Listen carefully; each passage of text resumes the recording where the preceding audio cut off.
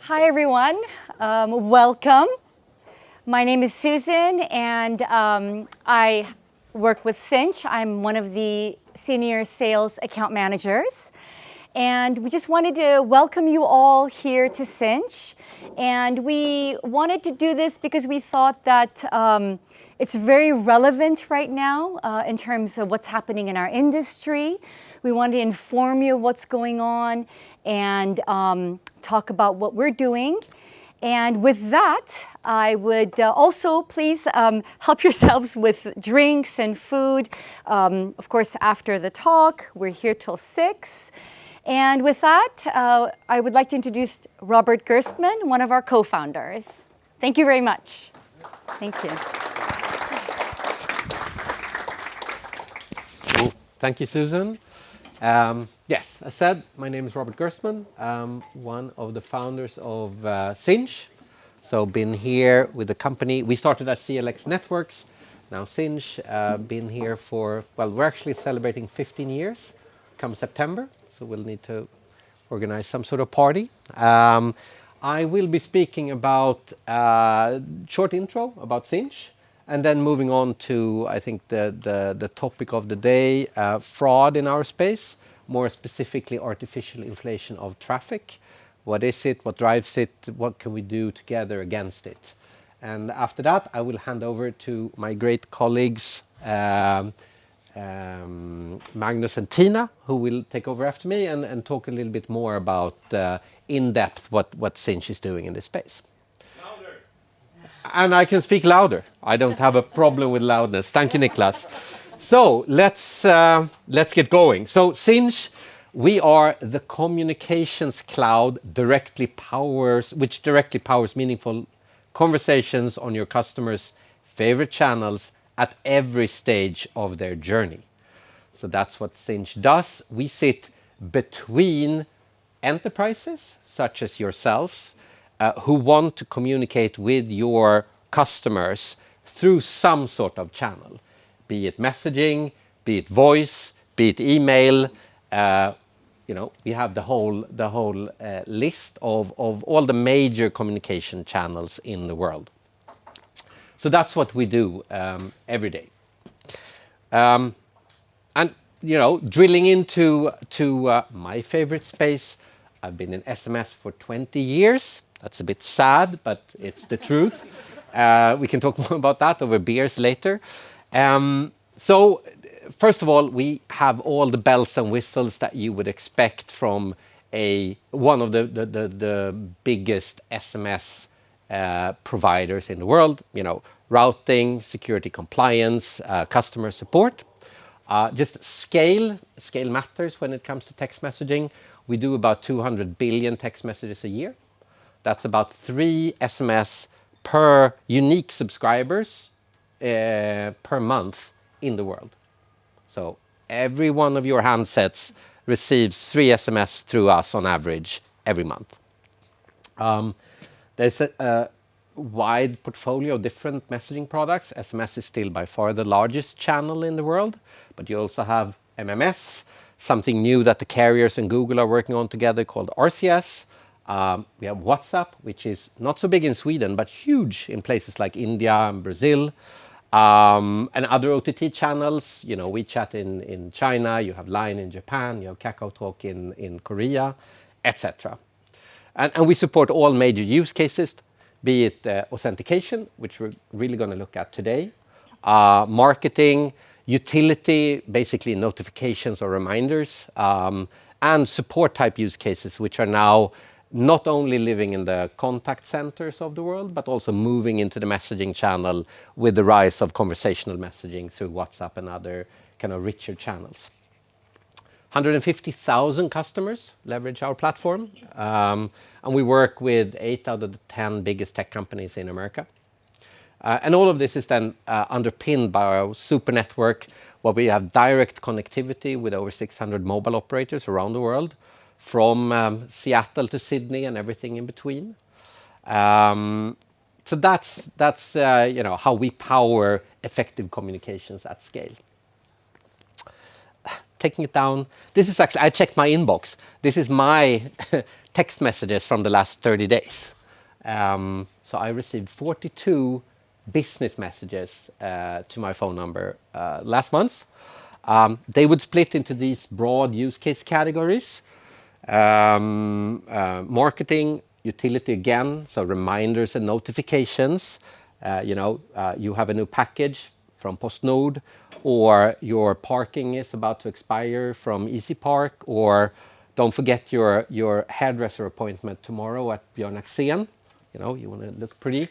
That kind of stuff, that's what's coming into my inbox. And then on authentication, it's very much one-time passwords.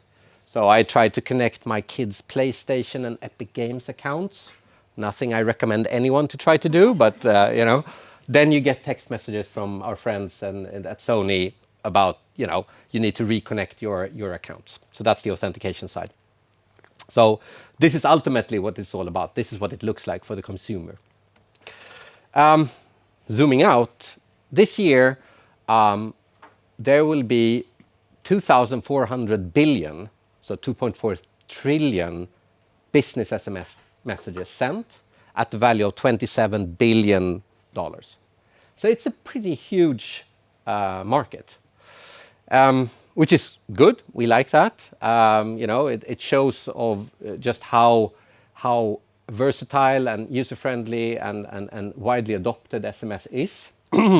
But, this amount of money will inevitably attract bad people who also want in on the action.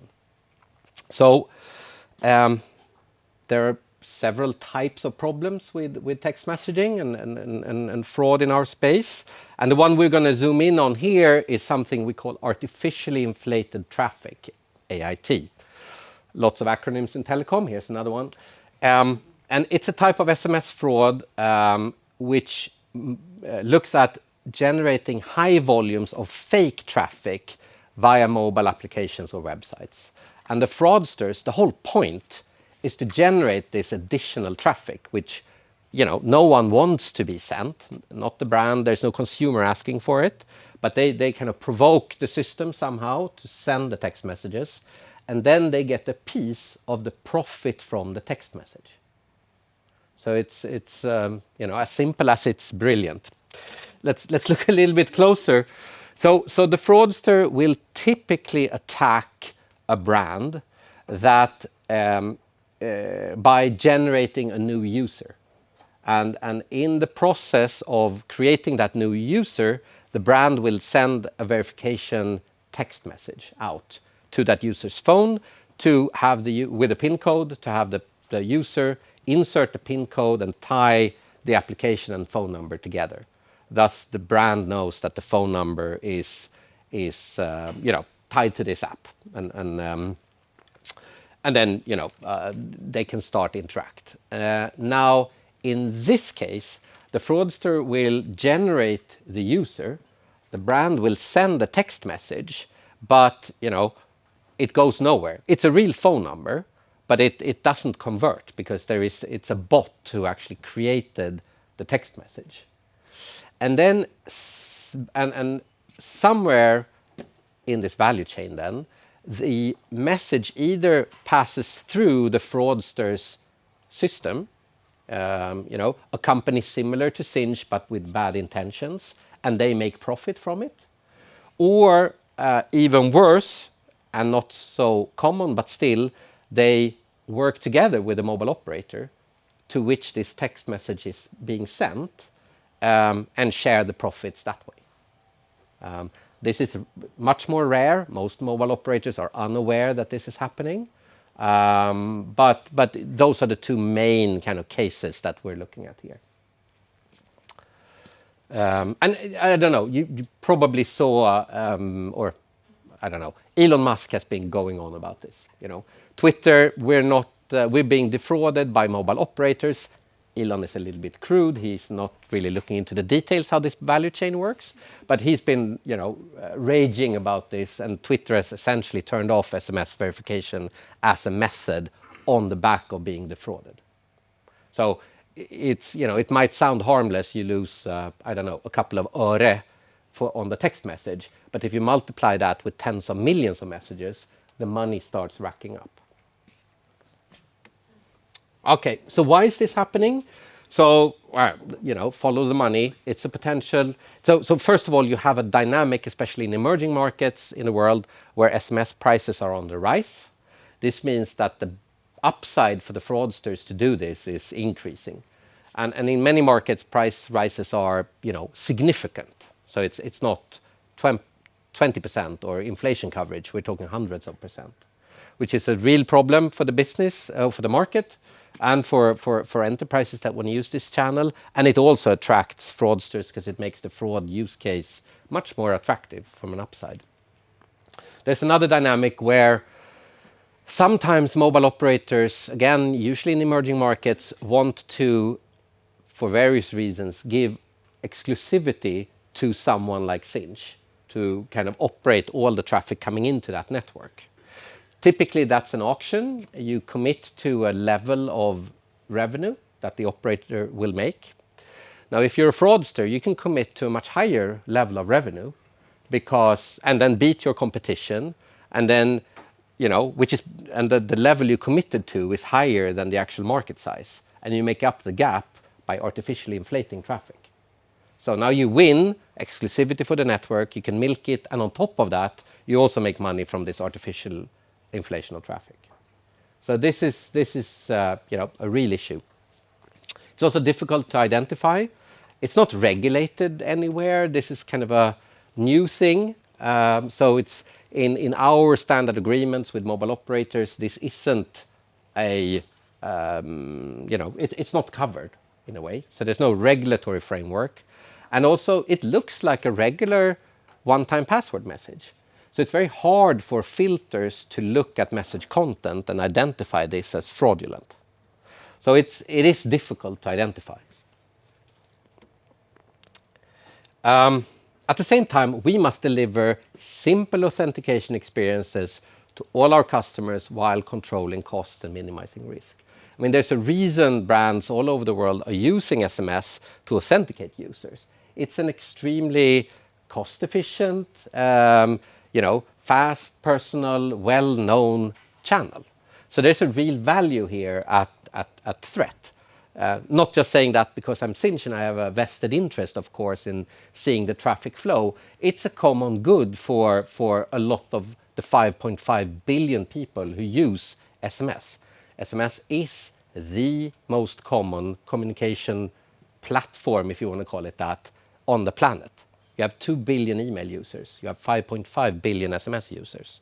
So we have a real mission here in ultimately keeping the channel clean and trusted. What are we doing as Sinch?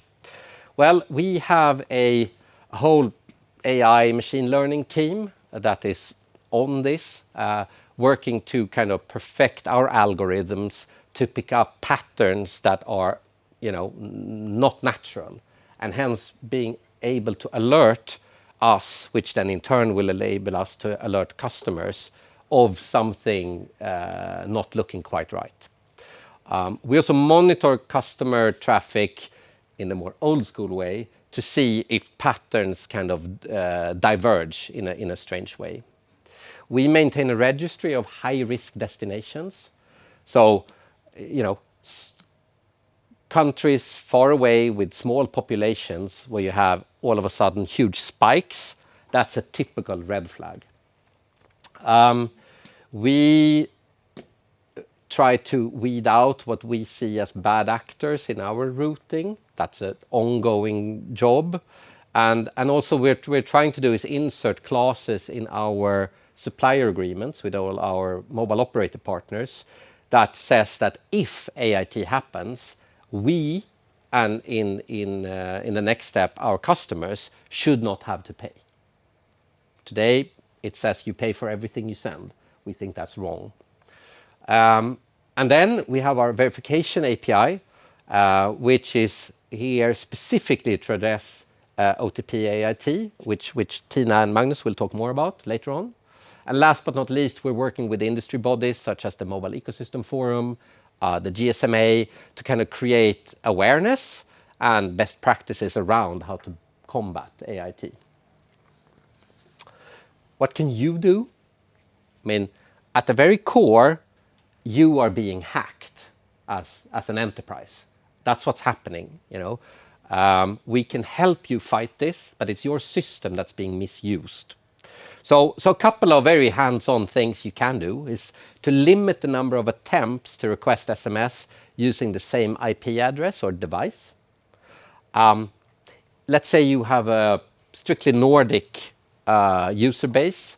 You can restrict traffic from going to places outside, in this case, the Nordics, outside the region of where you have customers. There's no point to have East Timor activated if you're never ever going to have a customer there. That's just risk for you. Use CAPTCHA, super simple, right? But use CAPTCHA and other tools to block bots, because it's, you know, you're being attacked by bots here.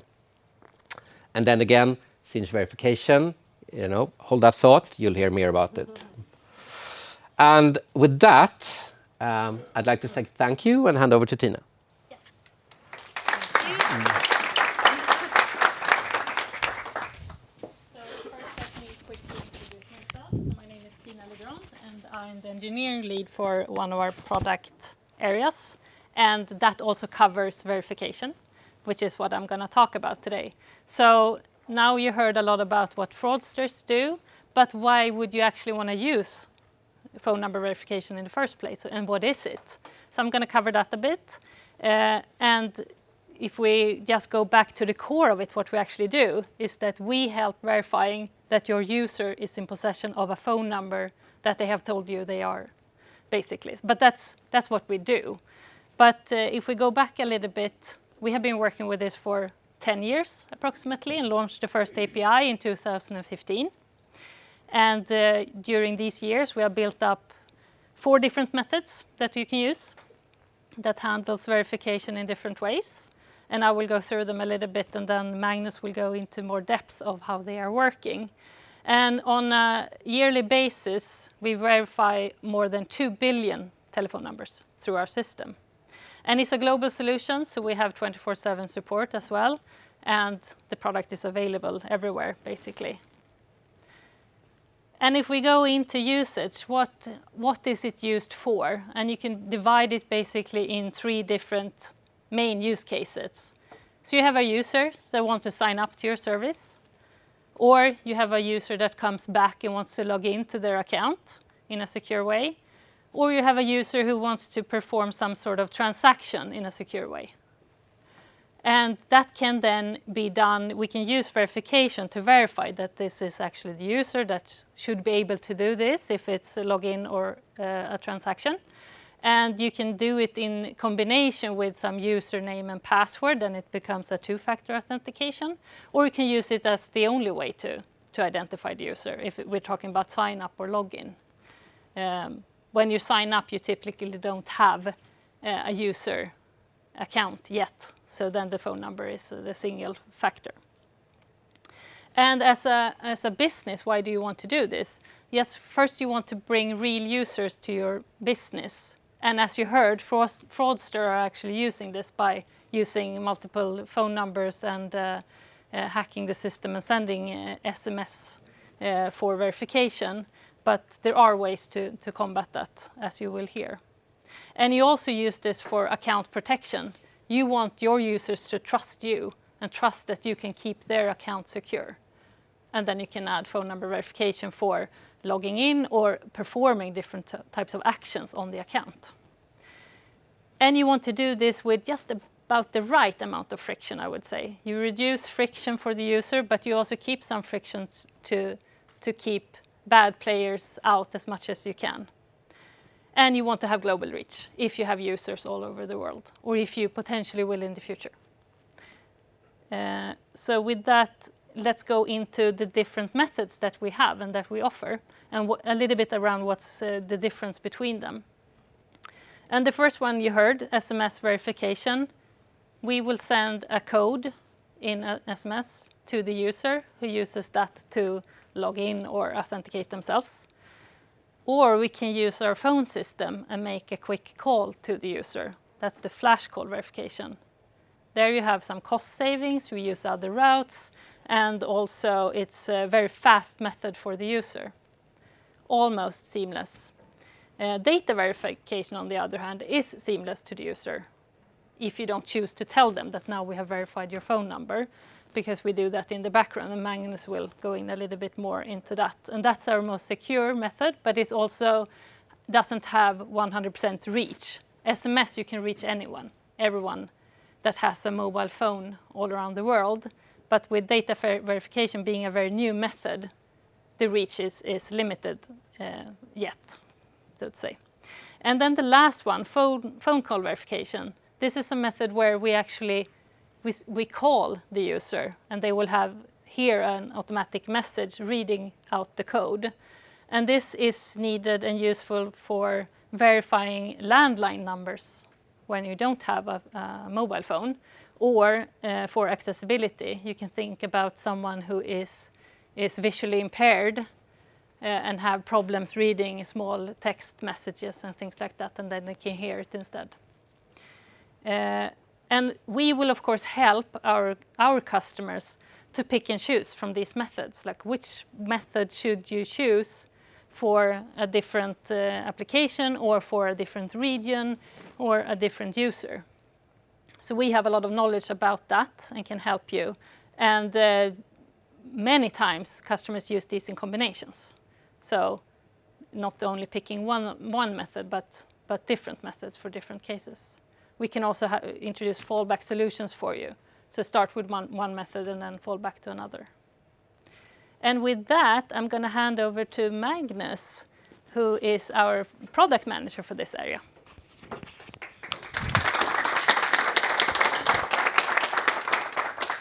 Thank you, Tina. So I'm Magnus, product manager for verification since 2015 something, so quite a bit of years. And I'm going to walk through more in detail about these different verification methods, and also what we're doing to prevent AIT or limit AIT. So first, let's have a look at SMS verification. In this scenario, it's a mobile application. It could just as well be a web application. And for some reason, the end user has a phone number that needs to be verified. You want to verify that the end user is in possession of this phone number. It could be for like Tina said, a single factor authentication. You just sign up with your phone number. There's no username or password. Or you log in with your phone number. Or it could be as the second factor in addition to username and password. Either way, you have a need to verify this phone number. And if you choose to do it with SMS verification, with the benefit of reaching all mobile devices in the world, we will manage the templates, the different languages, generate the OTP code, put it together, and send it to the end user. The end user can then type it in manually, or what is most common today, it will be automatically processed on the Android or iOS devices. And when the code is given, it's reported back to us, which is the important step for us to track conversion rate and optimize both conversion rate, the quality, as well as prevent AIT. More on that later. So this method is quite common. It's the most popular verification method, and it's very common, and everyone in this room has at some point in time received an OTP code by SMS.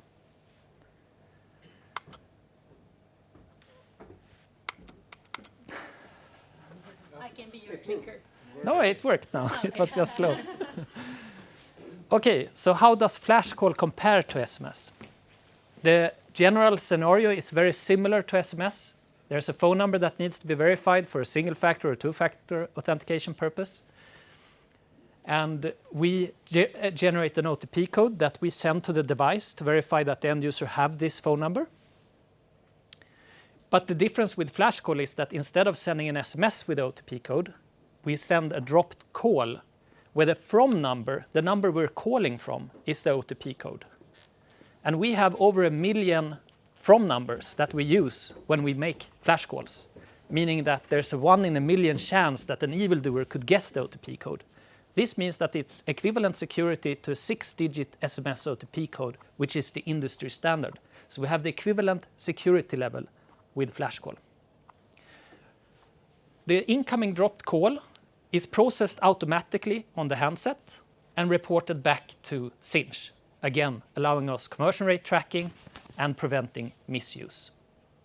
The process is seamless to the end user. It happens automatically, and the biggest benefit is sometimes it's cost efficient. Next method. I probably have to go back and forth. Data verification.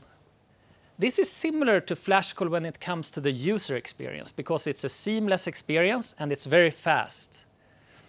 But it doesn't require any special permissions. I forgot to mention that on the previous method that the application need a permission to receive the incoming Flash Call.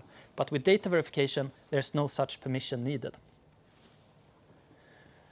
The way it works is that when verifying the phone number, we matches up the mobile data session with the operator subscriber information on this end user to see if the phone number the end user claim they have actually matches the mobile data session.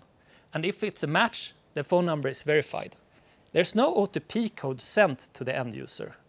Therefore, there's less risk of social engineering attacks. So it's a more secure method, it's faster, and it's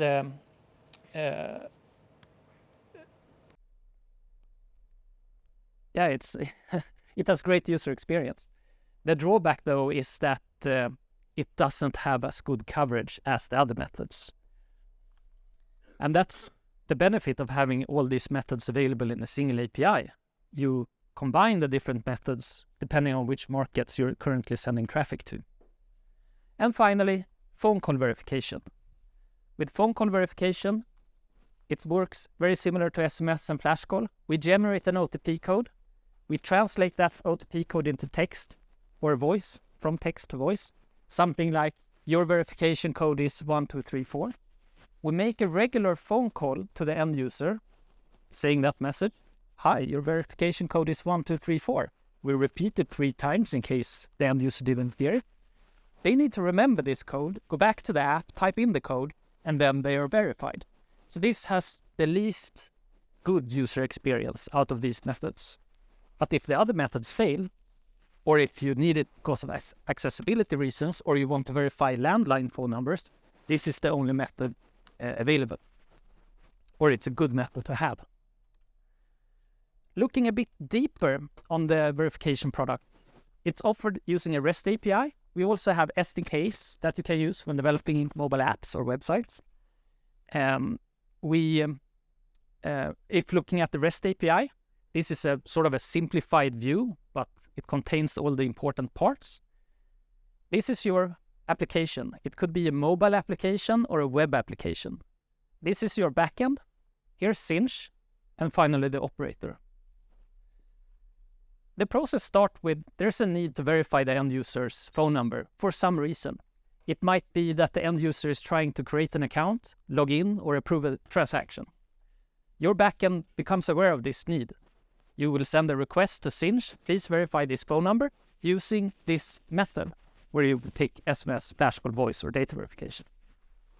In the case of SMS, Flash Call, and voice, we generate that OTP code, deliver it through the operator network to the end user, which then reports it back.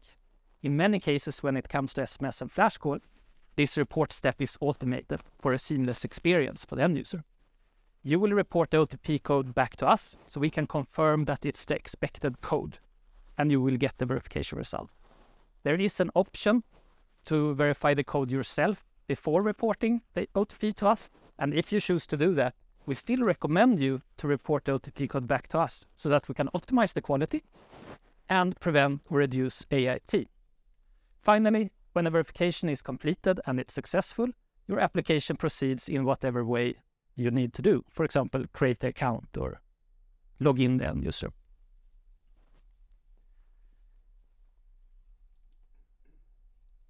And what are some of the benefits of using verification product when it comes to AIT? Well, verification has AIT mitigation built into it by design. Besides the many things we're doing on SMS for reducing AIT, often based on the volumes to suspicious network and high-risk destinations, we benefit from those efforts. We also have 24/7 conversion rate monitoring. Both automated actions and manual actions are taken if we discover a certain mobile network to have a very low conversion rate, because that's typically an indication of fraud. And when we see that, we can either block the entire network or dig deeper into it to see if it's a particular number range or a set of numbers that are problematic and just block those, or if it's an IP address that needs to be blocked. The verification product, by its very nature of having complementary channels, also helps prevent AIT. Because in high-risk destinations where SMS AIT is common, maybe you can choose to use flash call, voice, phone call verification, and data verification instead of SMS, or do SMS as the fallback if the other methods fail. Also, having complementary channels helps you pick the best method for each destination. In some countries, flash call will be the best to start with. In some countries, SMS will be the best. In some countries, data verification will be best. And the verification API offers all of these methods through a single API. The verification API also have a rule engine for pre-flight screening and early reject. And in the basic use case, we can block certain number ranges or mobile networks from sending traffic. But we can also do more advanced blocking if we get more data when initiating the verification on the context of the verification. We can try to detect if it's a bot or if it's a simulated environment, or if the IP address doesn't match the country ID of the phone number, and have rules for blocking that type of traffic. The most common pre-flight screening rule we configure is what type of number it is. This doesn't work for all markets, but in some markets we can say we don't want to send SMS to VoIP number, which are often used for AIT, and only send it to mobile pairs. And finally, we have what we call the automatic range block or fail count limit. So if we detect an unusual amount of failed, in essence, non-converted SMS verifications to a range of numbers, we can automatically block that entire range, which limits AIT quite a bit. And the result so far, around $80,000 saved last quarter for our customers, 1 million requests blocked that were likely to be fraudulent, and removing this unwanted traffic. In some destinations, we have seen up to 20% improvement in conversion rate for verification. So let's see how it works. How does these different methods look for the end user?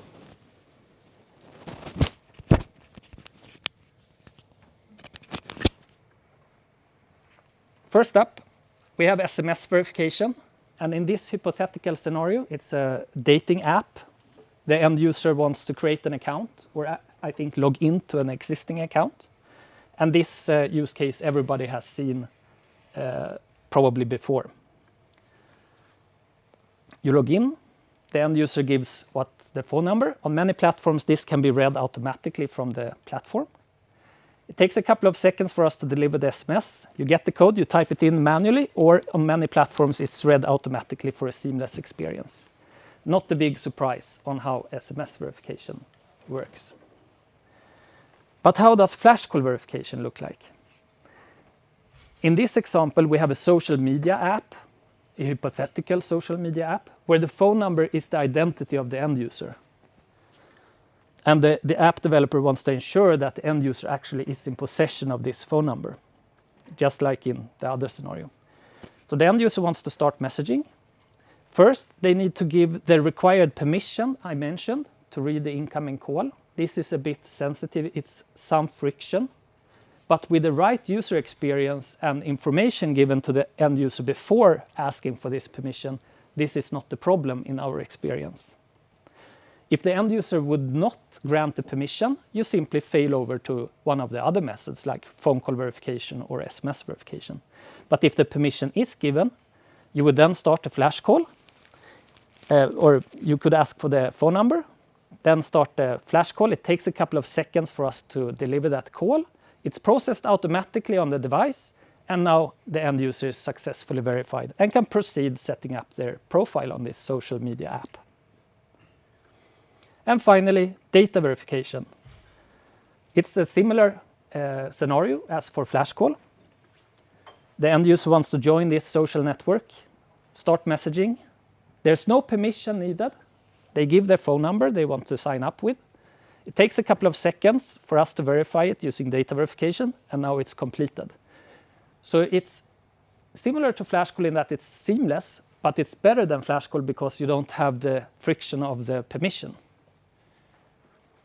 And again, as I said earlier, you might ask, why not always use data verification since it's faster and more secure? It's because of the limited coverage, because it requires this special integration with the operator. We only have coverage in 20 or so markets right now. But in the future, as this becomes more common, we expect to have more coverage. And then, of course, there might be other aspects as well, like pricing, etc., that makes you pick one of the other methods instead. Key point or one key takeaway of this is that there's often not one method that's always the best.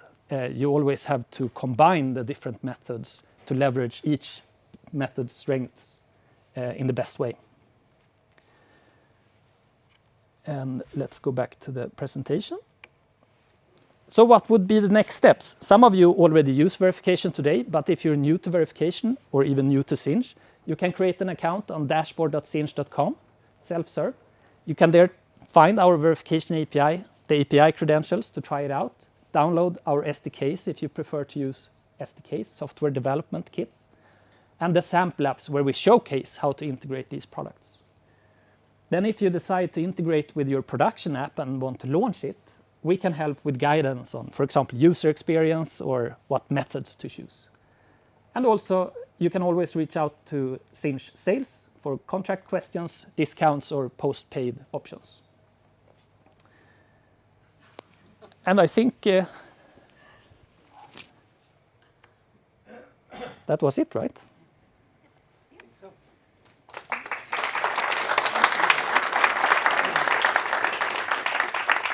At this moment, I actually wanted to open it up to see if anyone has any questions for Magnus, Tina, and Robert. And if you're not very comfortable to ask questions, you can always catch them afterwards. We're here to answer any of your questions. Yes? I can sound like a funny one, but your discount, is that only for new customers? To all customers, of course. All right. Remember that? Yeah. The data verification, is that verifying that the phone number is on the network, or just that device is on the network? How do you connect the dots there? So the sequence diagram that I showed was a bit simplified and mainly for SMS, phone call verification, and flash call. With data verification, there's a few more steps in between. How it works is that we give a link or a URL to a specific, let's call it node in the operator network, to the device. And that link depends on which operator the SIM card belongs to.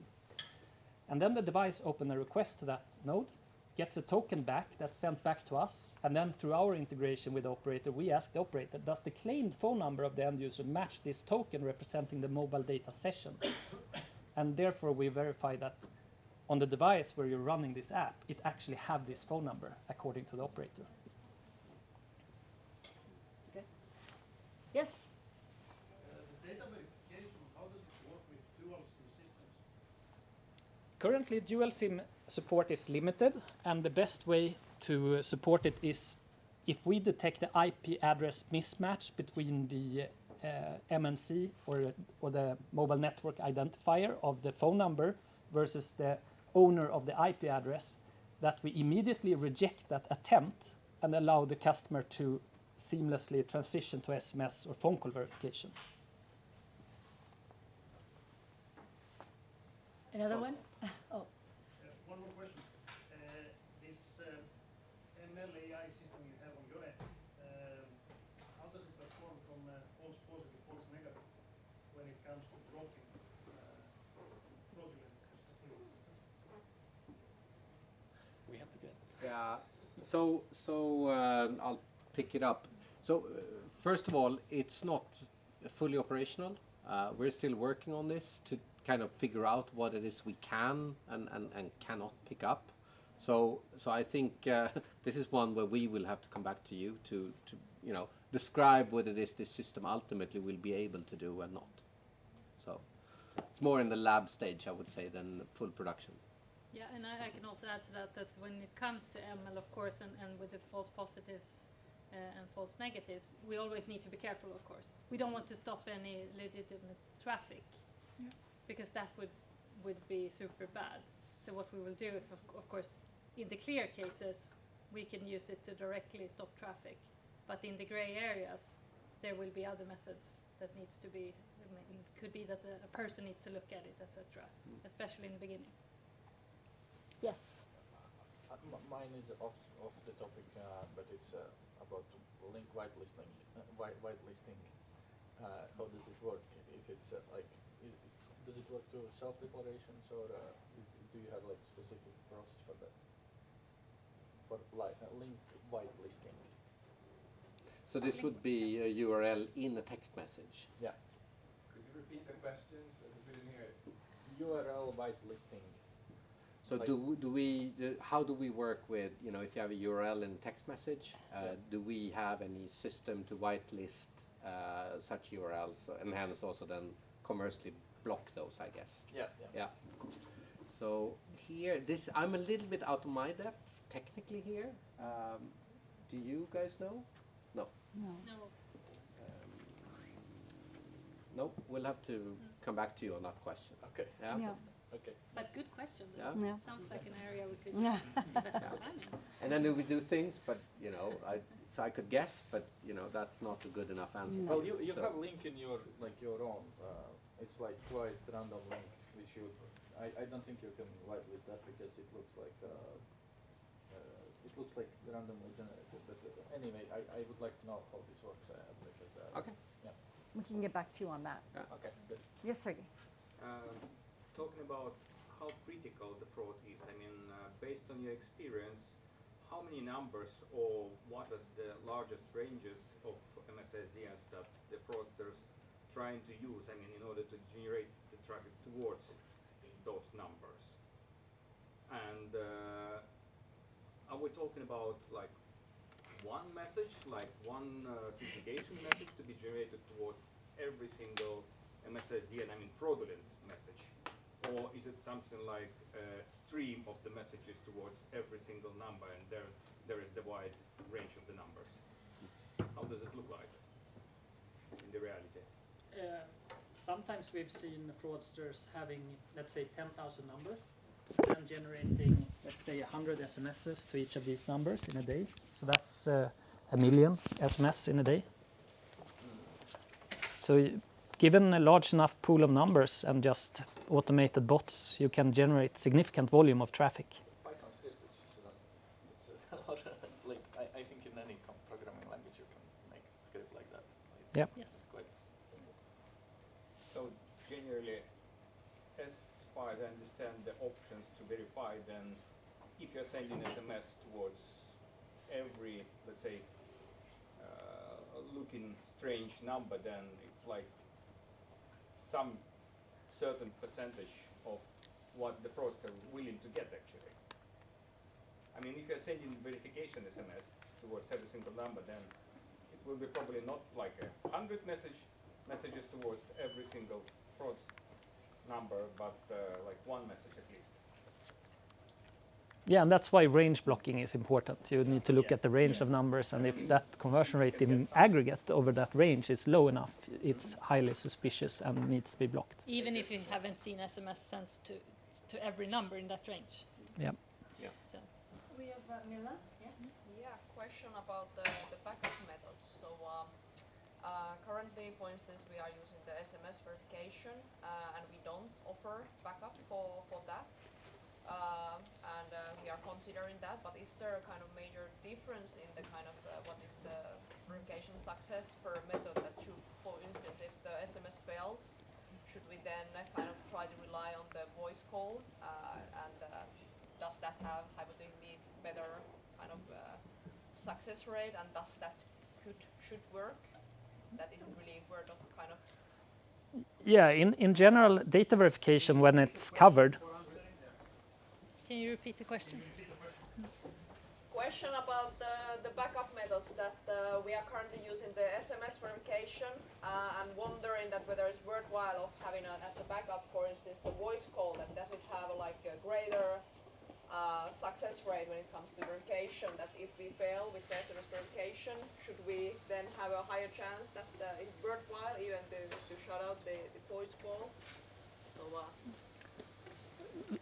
So basically, if you're using the best method available, SMS, with the coverage and the quality, should you even consider fallbacks? And the short answer is yes, because sometimes SMS fail as well. Because of maybe there's a queue somewhere, because someone is sending a big marketing campaign or whatever is happening. The telecom network is kind of a wild beast that things are happening all the time, and sometimes things don't work as expected. And then it's good to provide the end user with an alternative like phone call verification, even if phone call verification on average have lower conversion rate than SMS. And with flash call, which also have lower conversion rate than SMS, sometimes there are other benefits on the user experience side or the commercial side that you might prefer to use flash call first and then SMS as a fallback. So it all depends on which country and what security and user experience you're looking for. But at the end of the day, you should always have a fallback. Then, like regarding a specific question about the flash call, so there, if the user does not give a permit for listening to calls, so there, like I assume that we should also have a backup for that. That if their user doesn't even Exactly. enter the flash call, then move into the SMS. Then you can fail over to SMS or phone call verification, for example. I think maybe at this point we say thank you very much, and our speakers are of course here till 6 o'clock. So if you have any more questions, you can of course talk to Robert, Tina, Magnus. We're here. I believe our verification team is all here as well. So please eat, drink, talk, and meet your peers here. And thank you so much for coming today. I really appreciate it. Thank you. Thank you.